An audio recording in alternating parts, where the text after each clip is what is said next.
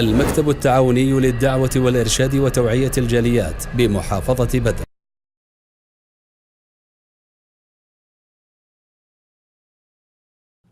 এই বর্তমানে ফিতনার যুগে একজন মুসলিম আমরা পেরেশানি ভুগি। আমরা কোন পথে যাব, কোন দলে চলবো, কোন তরিকা অবলম্বন করব। এই সমস্ত ভাইদের উদ্দেশ্যে আমি বলবো, একজন মুসলিম হিসাবে আপনার পথ হবে একটি, সেটি হল ইসলামী পথ।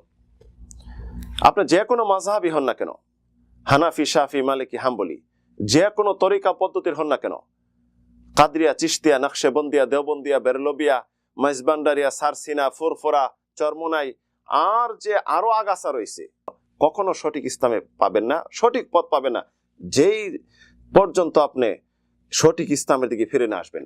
সঠিক ইসলামের পথ হলো একটি, এটি হলো ইসলাম, রাসূল সাল্লাল্লাহু আলাইহি ওয়াসাল্লামের তরিকা পদ্ধতি। অন্য কোন তরিকা পদ্ধতি এখানে চলবে না।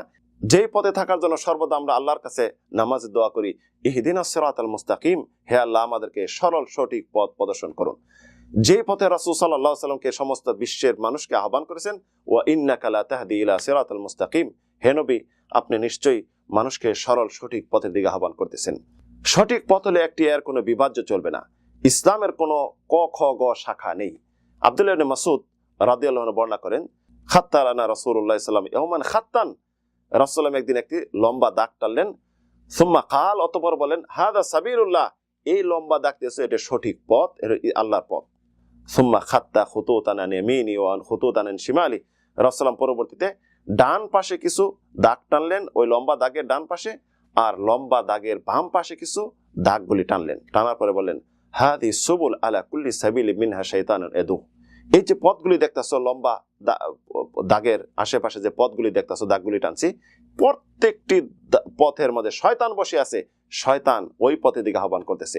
পরবর্তী রাসূল সাল্লাল্লাহু আলাইহি ওয়াসাল্লাম কোরআন কারীমে এই আয়াতটি তেলাওয়াত করেন, ওয়া আন্না হাদা সিরাতি মুস্তাকিমান ফাত্তাবিউ, এই যে সরল সঠিক পথ দেখতেছো, এটি হলো সঠিক পথ, আল্লাহর পথ, এর অনুসরণ করো।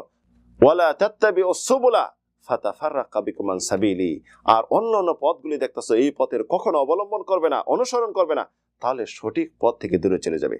আপনি একজন মুসলিম হিসাবে আপনার পথ হলো, তরিকা হলো, পদ্ধতি হলো, মানহাজ হলো এক, ইসলাম।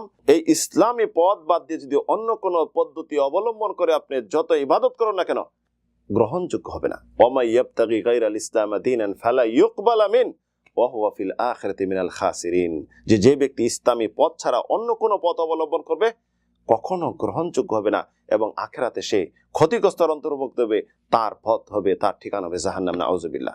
তাই একজন মুসলিম সে গ্রহণ করবে, পদ্ধতি বলেন, মানহাজ বলেন, তরিকা বলেন, মাযহাব বলেন, পথ বলেন, এবং যত বর্তমানে পদ্ধতি রয়েছে, তার পথ হবে ইসলাম, সরল সঠিক পথ, এর মাঝে কোনো আঁকা বাঁকা নেই। এটি হলো জান্নাতের পথ।